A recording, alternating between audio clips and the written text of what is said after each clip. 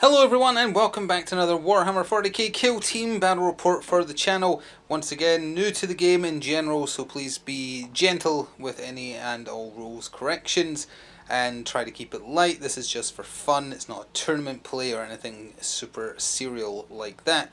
Today we have the Gellerpox infected going up against the Angels of Death on a warm day with lots of windows open, and there's a lot of gardening going on. So if you hear chainsaws in the background, just consider that 40k ambience. So here is the big old bundle that is the Gellerpox infected. This is post the data slate update for Kill Team, where a bunch of Kill Teams had slight changes to improve them. The Gellerpox got one significant improvement.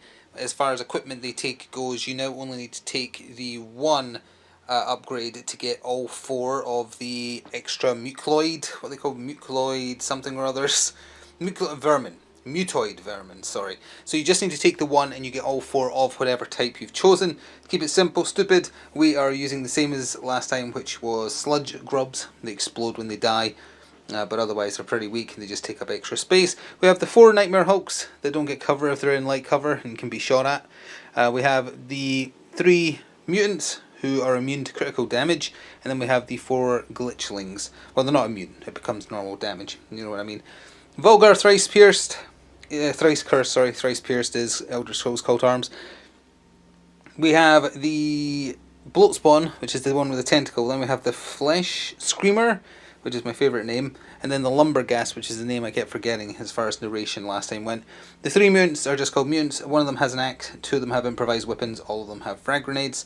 And the glitchlings, they're just nuisances, essentially. As far as equipment goes, one selection is the grubs, as I mentioned. They are taking a heavy barricade, they're taking light barricade, you get 2 of them for that, and I think that's it, right? And, oh, and the Plague Bellows upgrade, which is the one where if you're getting shot from more than 6, you can count a 3+ as a successful save, because normally they're 5+. Their Techno Curse is going to be the Rust Spikes as well. I think that covers everything, barring any additional choices at the top of the game. And here we have the Angels of Death from left to right as far as the camera goes. We have the Space Marine Captain, we have the Heavy Intercessor Gunner. The Sniper does just seem like the better choice, but hey, give the gunner, the Heavy Gunner rather, a chance, because he looks pretty cool. Then we have Assault Intercessor Grenadier, we have the Intercessor Gunner, who's got the Auxiliary Grenade Launcher, so that's represented by him chucking a grenade. Then we have 2 just standard Intercessor Warriors. Equipment wise, they're also taking a heavy barricade. They are taking Tilting Shields, Chapter Reliquaries, and Purity Seals. And then that about covers it, I think, for them.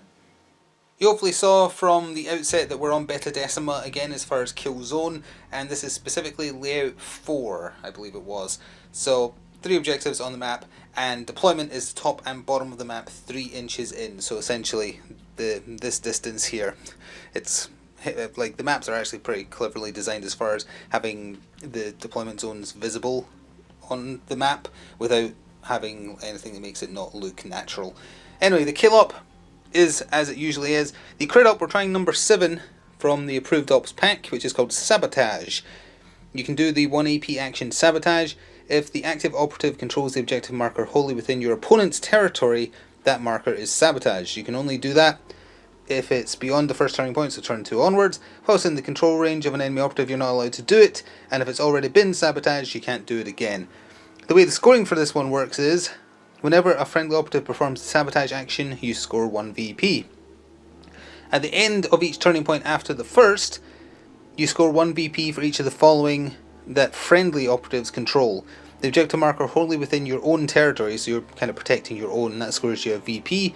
And the objective marker on the center line, that one's a bit awkward because there is no objective marker on the center line for this one, but we're just going to count objective 2 as that one because it is placed where it should be according to the layout map, and it's not in the center line. So that's just what we're going to do, and you can score a maximum of 2 VP from that per turn, well, from turn 2 onwards.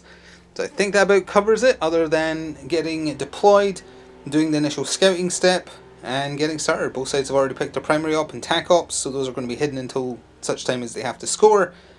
So yeah, after this quick word from my channel sponsors, we'll be back. This video is sponsored by Noble Knight Games. Check out the video description below for an affiliate link that will take you through to their store, and it will help me out as well. Thanks. And with that, we are all set up and good to go. The scouting step has happened. The Gellerpox infected chose an additional equipment choice, which was ladders. And you can see what the two ladders are here. Ladders count as 1 inch of distance needed to traverse them. It helps with their super slow movement. And I'll give you a different camera angle in a second to show you the Space Marines, since they're on the top end of the table and it's hard to see from here. Speaking of the Space Marines, as we just quickly show off the rest of the Gellerpox lineup, which is hard to fit them all in down here in the 3 inches you're allowed. But forgot to mention the chapter tactics the Space Marines are taking based on some advice in the comments. Dueler and Hardy are being taken this time, so a little bit of a bonus in close combat, and saves of 5+ are critical success saves. Also, they have taken 1 free Strategic Ploy for the opening turn, which means equipment trumps that, so Gellerpox go first. The Strategic Ploy they're playing is Combat Doctrine, specifically the Tactical Doctrine. No, sorry, Devastator Doctrine. The more than 6 inches away, they will have Balanced, so a reroll if they manage to land or get a shot on one of the Gellerpox. And this is the worst angle possible as far as lighting goes, but this is where the Space Marines are deployed. Got the Assault next to one of the bog standard warriors, and then we have the captain next to the auxiliary grenade launcher warrior, the other bog standard warrior, and then right at the top of the table is the heavy gunner watching that end of the table. He's pretty much got a straight line of sight if anyone does go that corner, so he should be enough of a deterrent, but it does mean the Space Marines aren't going to be applying much pressure to Objective 3. So the game got started with the Gellerpox activating 2 of their mutoid vermin. The grubs, they have group activation, so you have to do them in sets of 2 if possible. And they were both down here and both activated, did reposition and a dash. Hiding behind here, remember, oh, actually that gantry is supposed to be that way, because the gantries are line of sight blocking. Whether you turn it the other way or not, this space is considered completely obscured. You can't fire through it, which is going to be the only thing saving them a lot of the time from any potential gun lines, I think. First activation for the Angels of Death was the captain, who did a reposition with a climb to get up onto the platform you can see him standing on, and then a dash. Very brazen. He has 1 APL left. He's not doing anything with that. It doesn't have much to be scared of. I think the Gellerpox have, well, the mutants have grenades, and then Thrice Cursed has a chest cannon, and that's their only ranged weapons, so they can pretty much move with impunity when they're at that kind of range. The other 2 grubs activated and both just did dashes and repositions, one getting behind one of the light barricades here, and then the other one just moving up brazenly in the open. Keep in mind, if they get killed, they do not count towards the kill op, so they're kind of expendable in the truest sense of the word. And did forget to mention at the setup, but one of the specific rules for this kill zone Beridecima is you are allowed to set up equipment off of the kill zone floor. Second up for the Angels of Death was the Intercessor Gunner, and he just followed behind his captain, doing the exact same thing and ending up just behind him. Down this end of the table, next up for the Gellerpox was a Glitchling activation. They have group activation, so you have to do 2 if you can. They were both directly in contact with the ladder deployed there. Again, the ladder just counts as 1 inch of their movement. They have 6 normally, so they still had 5 left by the time they got to the top of that. 4 got them there, and then the 6th got them to the top of that ladder, after which point they just did a dash, and both have ended up, I wouldn't say securing Objective 1, but just putting bodies around it to be a nuisance for next round. One of the normal warriors activated and has just repositioned, dashed, and has put himself there. He didn't go as far forwards as he could have. He's just wanting a good firing line down this end of the table. One of the Nightmare Hulks finally activated for the Gellerpox, rather, the Flesh Screamer, and the mental image of him climbing these ladders is very funny. He activated, he climbed 1 ladder, he moved, he climbed the other one, because again they only count as an inch and he's got 5 in total. So then he dashed and has ended up top with those 2 glitchlings. Kind of far enough back that I think even a Space Marine on top of there would have trouble seeing him because of this there. I think they only count as light cover, not heavy, but either way I think that would be obscuring. We would need to check out indeed if that's going to happen though. We managed to get some action in Turning Point 1 because the Assault Grenadier activated. He counts as having frag and crack grenades even if you haven't taken them as equipment, and he improves the hit stat of them by 1, so they become 3 pluses to hit. And after a reposition and a dash, he can fully see that grub, so the Conceal Order does not protect him. There is nothing intervening either. He is within distance of him. So he chucked one, the one that's range 2, so it caught the other one, and rolled against them with Saturate, blast 2 inches, and got 2 hits and a crit against the first one, and just a crit on the second one. So the first one has well and truly popped. They only have 2 wounds and a 6+ save. So this one popped. There we go. And the explosion they do when they die, that only hurts enemy operatives. But the other one managed to successfully save and did not get explodinated. So not all bad. And again, they don't count towards kill op, so it's just removing a body more than anything else. The Lumberghast activated and just moved into position behind the light barricade there. Yes, they're still able to be targeted behind those, but there's no one on that side of the table that could shoot him at this point. He kept his conceal order. He's just looking to have words with the Assault Intercessor Grenadier next turn when he can charge him.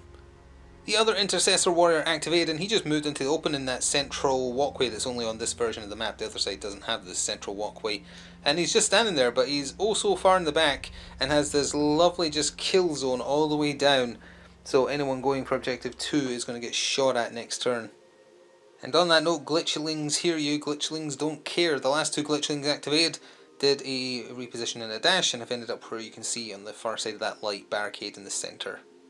Final normal activation of Turning Point 1 for the Space Marines was the Heavy Intercessor Gunner, who has done much the same that Warrior did in the centre. He came out from around the heavy barricade. He is threatening Objective 3. He's positioned himself such that he's outside of the charge from the mutoid vermin, and is just going to threaten anything that comes up this end of a table. So now all they have is counteractions, although there is definitely going to be some value to be had with those, I think. 2 of the mutants did a group activation next, one of them just climbing up to there, and the other one just joining that horde going down the centre. So a counteraction of some type is going to happen now, and keep in mind normally counteractions can only be done by anyone with a engage order, which would just be the Assault Intercessor Grenadier to the far left of the table, which isn't going to help super much. But the Astartes rule, amongst the other things it lets Space Marines do, like fire twice or fight twice, it lets them do a counteract even if they have a conceal order. The Intercessor Warrior decided to counteract the one that is in the middle of the table there. We're a little unclear on if you do this with a Space Marine who has a conceal order. Does this counteraction, given that it's a shoot action, now mean they automatically get given an engage order before they activate in Turning Point 2, or do they keep the order they currently have? It doesn't state on the Astartes card what you do in that situation, so do let us know. Either way, he fired, forgot to cover at the top, there's always one thing I forget to mention for the Space Marines. It was which type of bolter the Warriors have. They've taken Stalker bolt rifles this time because that is apparently the right choice. That's what everyone says you should take. They only get special rules if you've dashed or not moved during your turn, because they have a heavy profile and then a mobile profile which has no rules other than the bog standard 4 dice 3+, 3/4 split damage. He was shooting a model with a 6+ save though, that's immune to piercing regardless because they're demons. Did well enough that this poor little glitchling, because he's in the open so he can be targeted, got splatted. Over here the final mutant activated. There isn't a 4th mutant, so it is just a single activation. He repositioned and dashed around the corner there, trying to bait out the Heavy Intercessor Gunner to fire at him, I think, instead of the Bloatspawn, is that one called again, to, you know, do damage to one of the scary Nightmare Hulks. Keep in mind everyone can only counteract once, so once they've done it they can't again, so we'll see if he decides to fire or not. Nope, instead of doing that, the Assault Intercessor did a reposition. If you do a reposition counteraction, you're only allowed to move a maximum of 3 inches, 2 of which was climbing, but that still got him up there. Combining an activation and a counteraction into one here, just for brevity's sake. Thrice Curse activated, repositioned, dashed, got himself there. So the captain was like, well, don't mind if I do. He activated via counteraction and shot his plasma pistol. He's within range 8. Outside of range 6 though, which was important for the saves. His attack roll was not good, only got 2 normal hits through. Thrice Curse managed to roll 2 3s, one of which does count as a save because of Plague Bellows. The other one is a fail. Revoltingly Resilient, which is just disgustingly resilient, not called the same thing for some reason. Failed him. So that full damage did go through, so that is just 4 to him there. I say just 4, they're not super tanky. 4 of his 21. Last activation of the turning point was the Bloatspawn down here, reposition, dash, the usual fare, but no counteractions, and this is something we've done at least wrong at least once, which is you only get to counteract if there is another possible enemy activation after the enemy has activated, and this is the final model to activate for the turning point. So the gunner cannot activate to shoot the Bloatspawn, and we are just going straight into the end phase for the first round. At the end of turning point 1, both sides have scored 0. The crit op doesn't score until turning point 2 onwards. Neither activated their tac ops, and kill ops wise, only kills were a grub, which doesn't count towards it, and a single glitchling, and because of the vast number of models in the Gellerpox infected, 11 I think, need to kill at least 2 to get kill grade 1, so no score there either. A little bit of wounding to the boss, still got plenty of wounds left, and yeah, nothing else to mention, so let's go into turning point 2. So here we are at the top of turning point 2, and the Gellerpox infected are going first. Both sides are playing Strategic Ploys, though the Gellerpox are playing Blessings of Infection. So if you were, when a Gellerpox infected operative is fighting or retaliating, you can do one of the following. If you roll 3 or more fails, you can discard 1 to count another one as a success. Or if you roll 3 or more successes, you can discard one of your fails to retain one of the normals as a crit. So that should help them out a little bit in all the close combat that they're hoping for this round. The Space Marines Angels of Death are playing Combat Doctrine again, but picking the Tactical Doctrine, so shooting an operative within 6 inches of it. And they're also doing Indomitus, which is whenever an operative is shooting a friendly Angels of Death operative, if you roll 2 or more failed saves, you can discard one of them to count it as a normal, just to give them a bit more tanky saves for this round. And with that, let's get on with it. Good grief, there's suddenly a lot of dice on the table. First activation of turning point 2 for the Gellerpox was one of their mutants. He scaled the ladder and got him to the edge there, and then he chucked a grenade, a frag grenade specifically, at the Space Marine captain. It's got blast 2, so it caught the intercessor gunner behind him as well. Only got a crit through against the captain, which he did not save, and that means he took 4 of his 15 wounds, so he's got 11 left. The intercessor gunner did a bit worse. He hit and a crit got through. He rolled his saves and managed to save... Oh, sorry, no, he did actually better. He saved the crit and the hit. He let another normal hit get through for 2, so he's got 12 left. But it's group activation still, so there is still another mutant left to activate. And for that one, there was a dash followed by a move that involved a climb, and it got him up to objective 3. He has no EPL left to interact with it or anything. He is just trying to... actually, I don't even know if you are stopping the sabotage action if you're next to it. Let's double check when you can or cannot do the sabotage action. Yep, you can't do it while in with the control range of an enemy operative, so yeah, he's being disruptive by being there. The Intercessor Warrior could not pass up the chance at taking an engage and just blasting Thrice Cursed in the face twice with his standing profile of that Stalker Bolt Rifle, so lethal 5+ piercing crits. His first roll was not super great, he got 2 normal hits through, which Thrice Cursed blocked like a boss, just absolutely countered it entirely. Second set of shots was all successes, including a crit. One of these 3 pluses is counting as a save for him because of Plague Bellows, but the other 2, nope, needed to be a 5, so that got rid of that, leaving 2 hits and a crit. Disgustingly Resilient kicked in twice, already rolled for that off camera, so that brought the 5, 6, 7, 8, 9, 10, 11 damage down to 9, but still pretty decent. He has 1 action left, so when you next see him, he's only allowed to dash, so he is going to dash slightly forwards, but still staying out of charge range. Thrice Cursed is getting a little low on health, so he activated to try and do something before the inevitable occurs. He moved up, repositioned, to get that Intercessor Warrior within 4 inches, so he could use the Deluge profile on his Pyre Gut, aka the Stomach Cannon. 5 dice hitting on 2s with a 3-3 split, Saturate and Seek Light. He got all successes, and 2 of those were crits. Space Marines roll though, he rolled 3 saves, so only the 2 crits got through. It's a 3-3 split weapon anyway, so regardless it's doing the same amount of damage, but that's still 6 wounds to the warrior.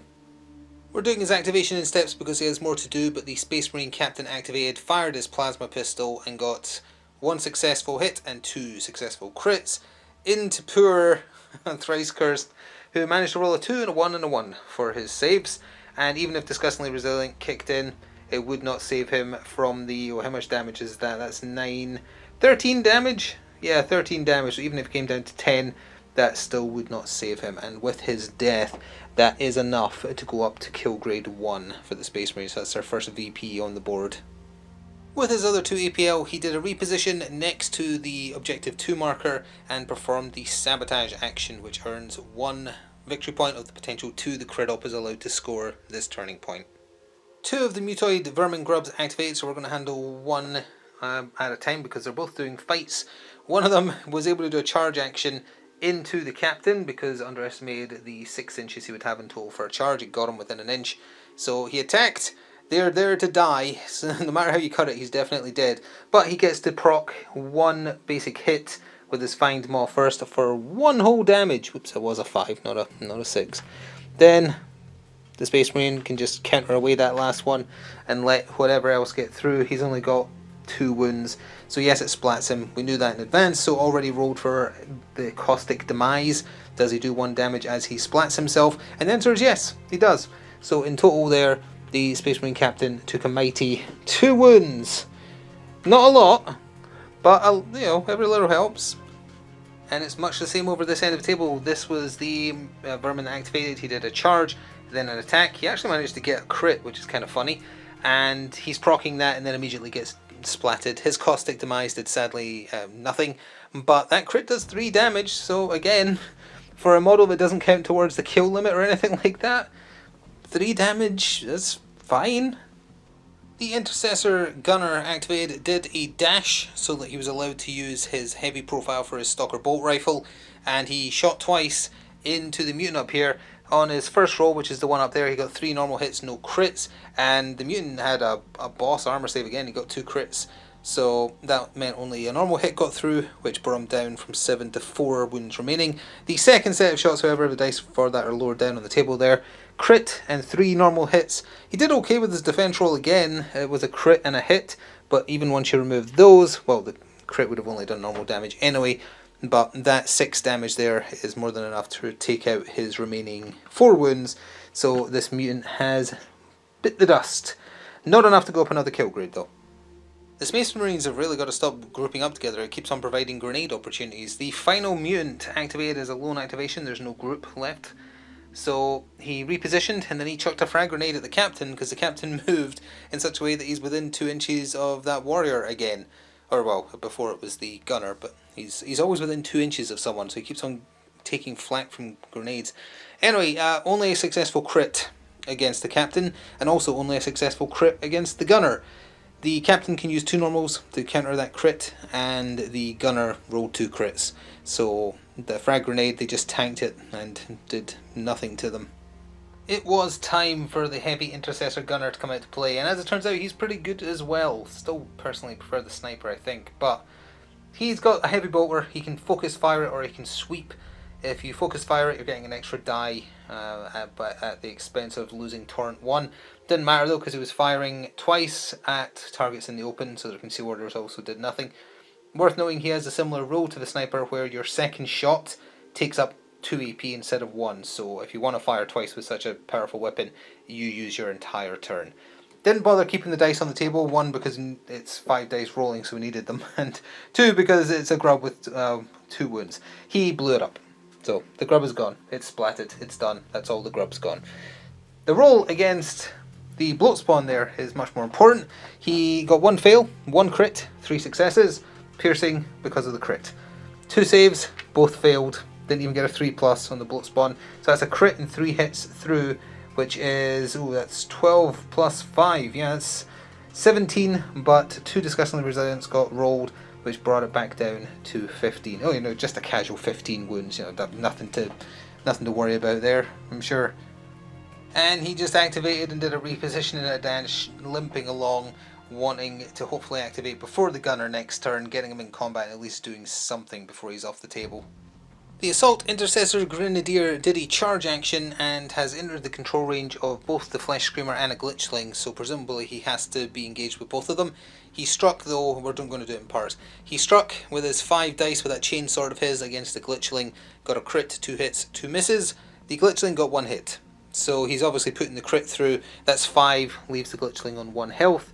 Oh no, the Glitchling has 3 wounds. There was no point rolling that save because, well, there was, because if he had a crit he could have countered it, I guess. But either way, he got splatted. I think that takes him up a kill grade as well. He is then going to fight again because of the Astartes rules. He's allowed to do that, and he's going to swing into that Flesh Screamer, which might be a mistake. We'll see. So because of a limited space up there, we're just keeping the successes visible.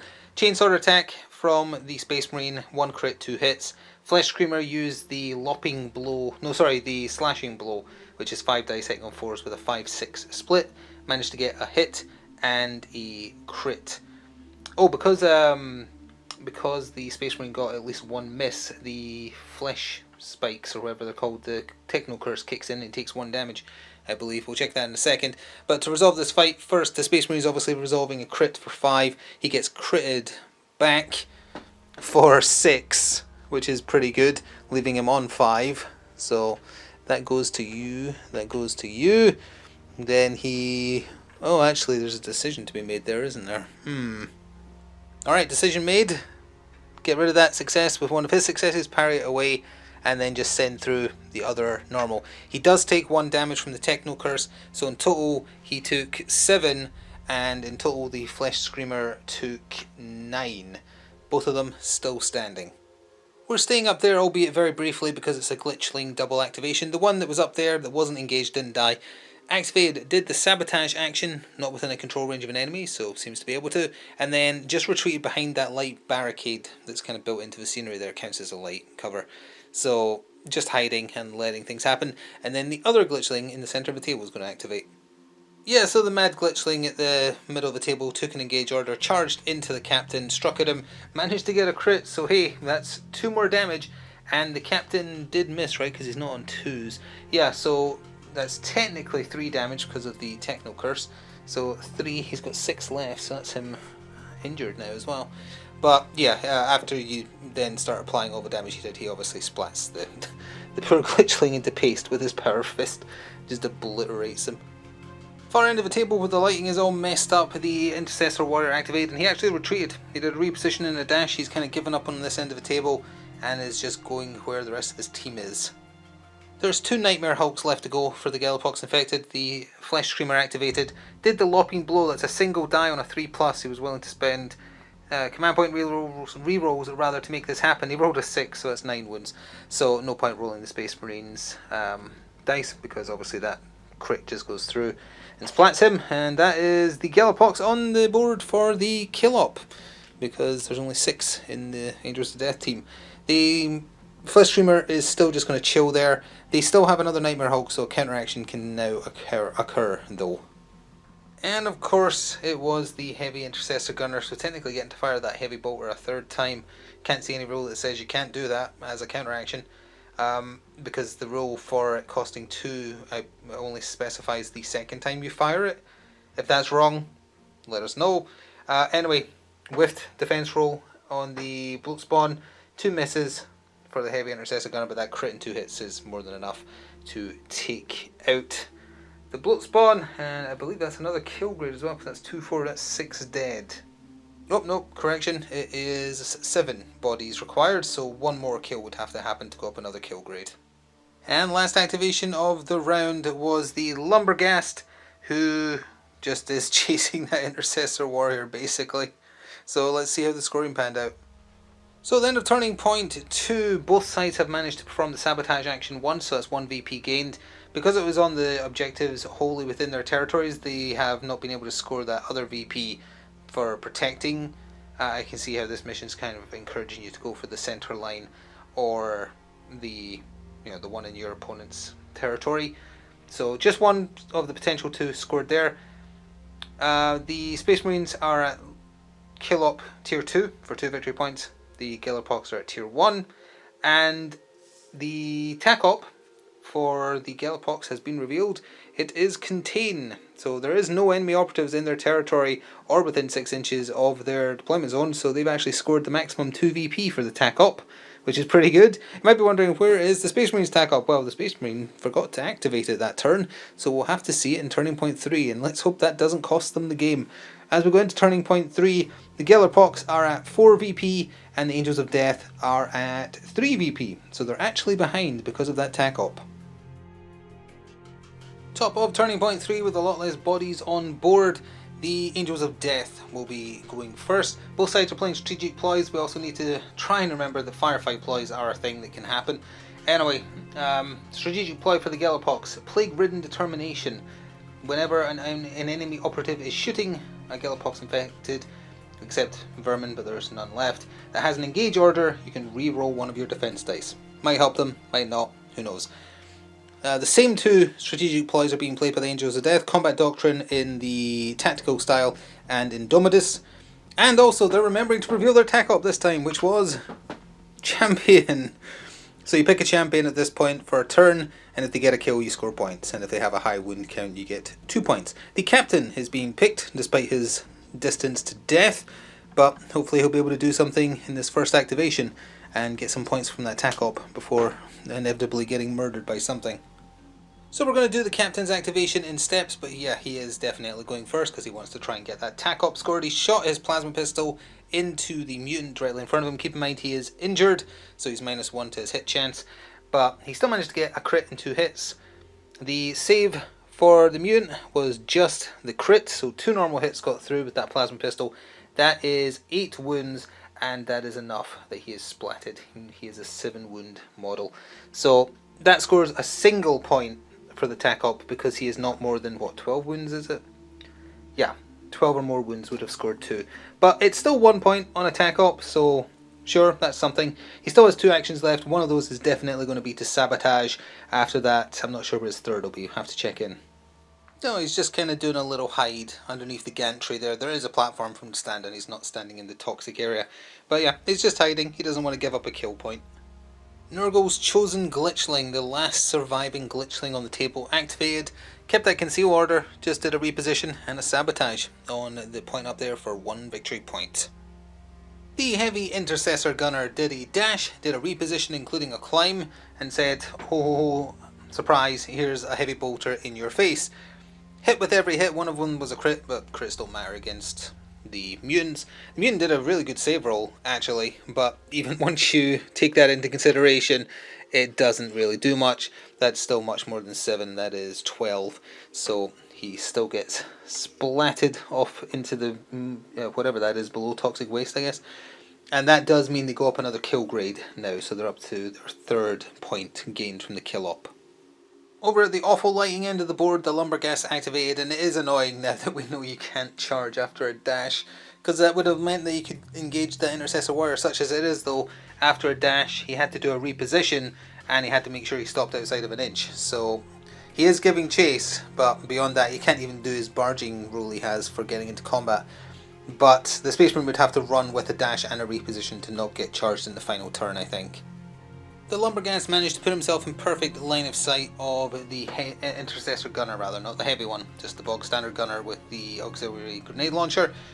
So he did a dash, so he's allowed to use the good profile on the Stalker bolt rifle.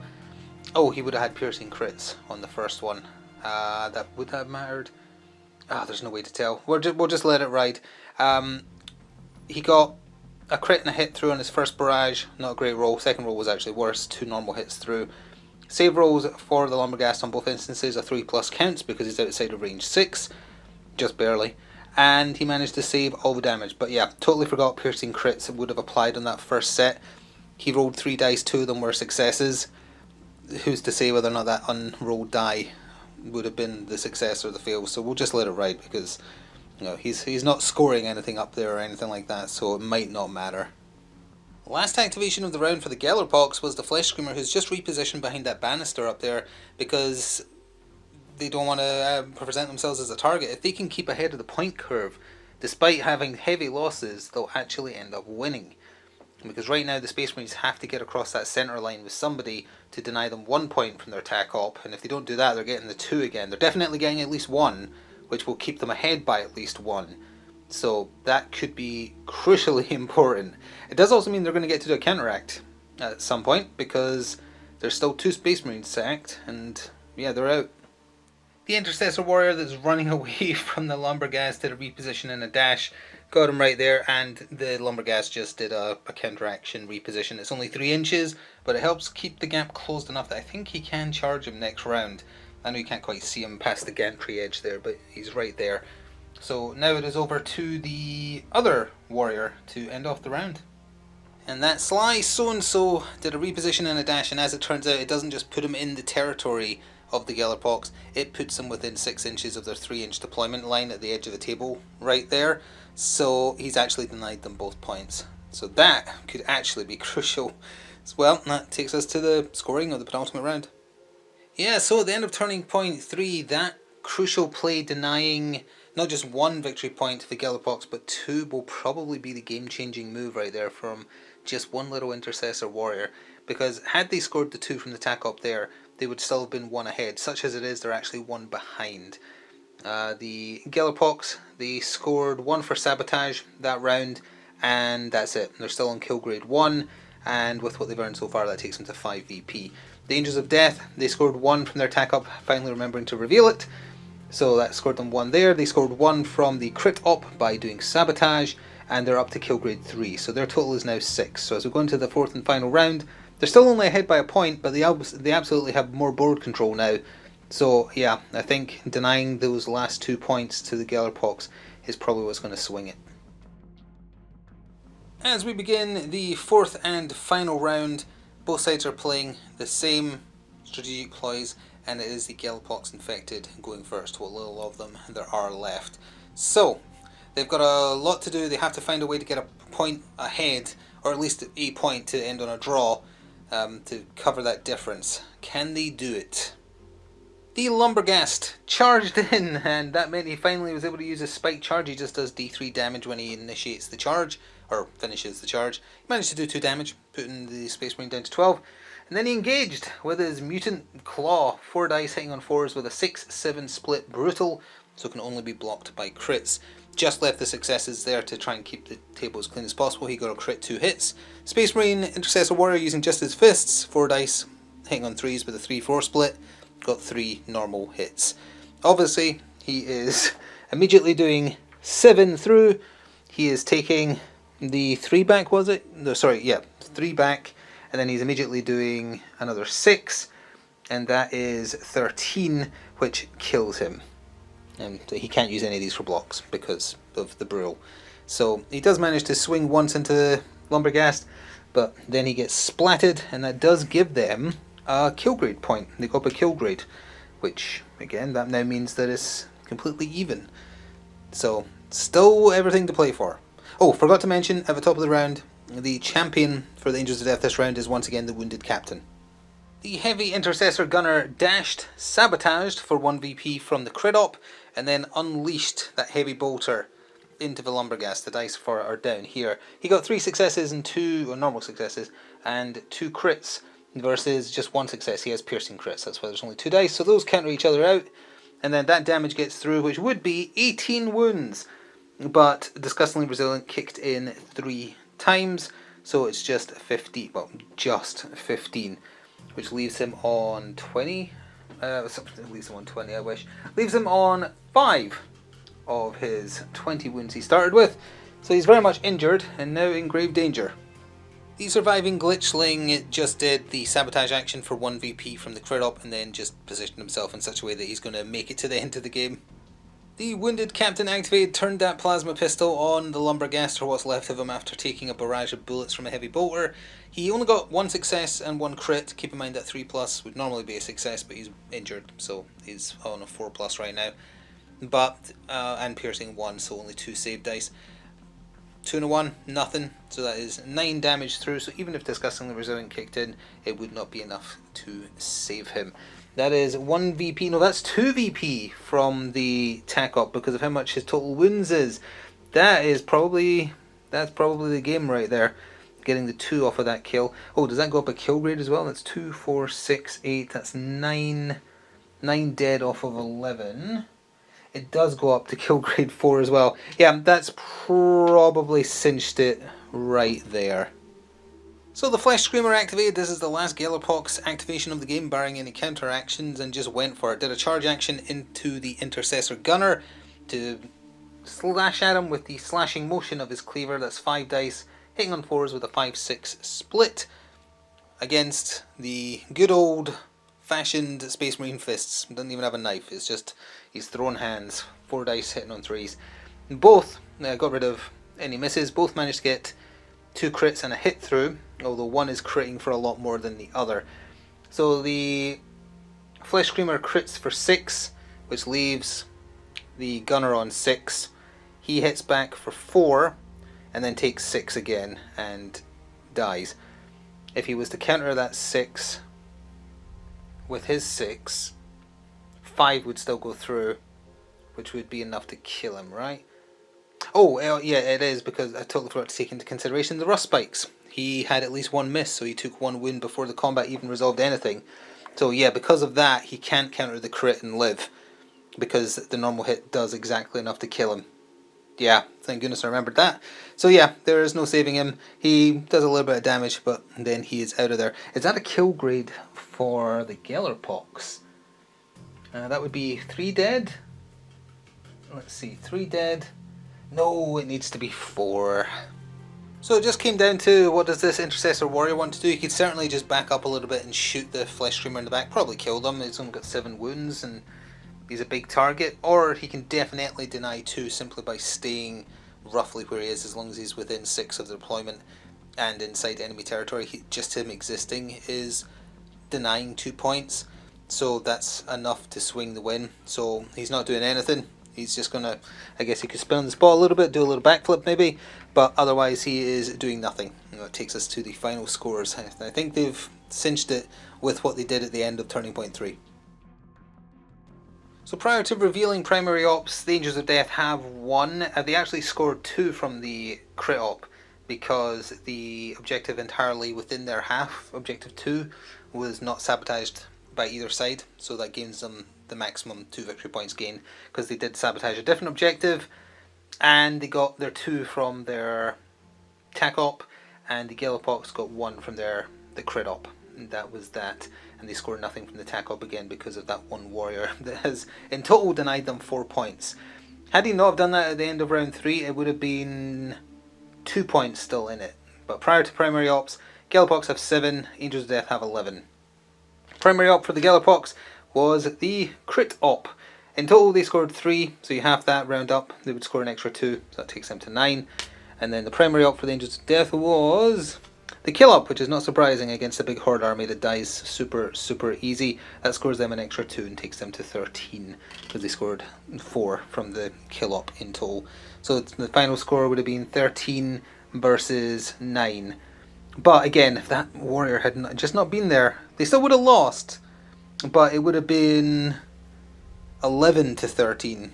Still 2 points in it instead of 1. But that was actually a lot closer than it appeared right out until the tac op was disrupted with such little shooting options. Although I did forget, the glitchlings actually have a pathetic range attack. Is it like range 4, I think? Range 6, but it's only 4 dice and it does 2 damage whether it's a hit or a crit, and it hits on 4 pluses. So yeah, okay, I forgot about those, but I wouldn't count those as proper guns, really. Anyway, we'll be back with some final thoughts beyond that. The last time the Gellerpox were on the table, I was lambasted by not using terrain for cover properly. That obviously seems like an even larger issue on Beta Decima, because there is so little cover. You've got to bring your own, which takes up your equipment slots. They had full control of the big tower here in this objective. Like, that was never really threatened. They held that pretty comfortably. And that was in part thanks to those ladders just letting them get up there quickly. So the ladders definitely seems like an important selection for very slow warbands. But again, just in general, I get why people rate the poor Gellerpox so low in like tier lists. It's just, yeah, they have lots of wounds, but they've got rubbish saves and rules that negate being in full cover or not being able to get targeted in light cover. Well, at least for the Nightmare Hulks. Not that was much of an issue here again, because Beta Decima is just so open. So yeah, they were trying to get close to the Space Marines to swarm them, but even once that happened, they're not so good in melee that you're scared. At least not from most of them. I think the boss, if Thrice Cursed, had actually been able to do more at full strength, that might have been okay. But yeah, you can tell why they're not particularly played beyond any reason than just really enjoying their aesthetic or just enjoying Nurgle themed teams, which is what I like as well. Either way, thank you very much for watching. These are available first to channel members, and the extra support from those members is greatly appreciated, so thank you. You could also just share the video, like and comment, all that good stuff for free, that helps. Or, if you can go above and beyond, consider becoming a channel member, pressing the thanks button, and or checking out the channel sponsor who does carry Games Workshop amongst everything else that we cover here on the channel via the affiliate link. If you purchase anything after clicking through from that, I get compensated.